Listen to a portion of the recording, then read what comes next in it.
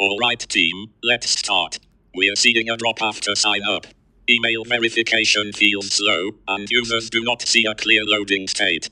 Sarah will improve the user interface, Mike will optimize the backend, and we'll target next Friday for the fix.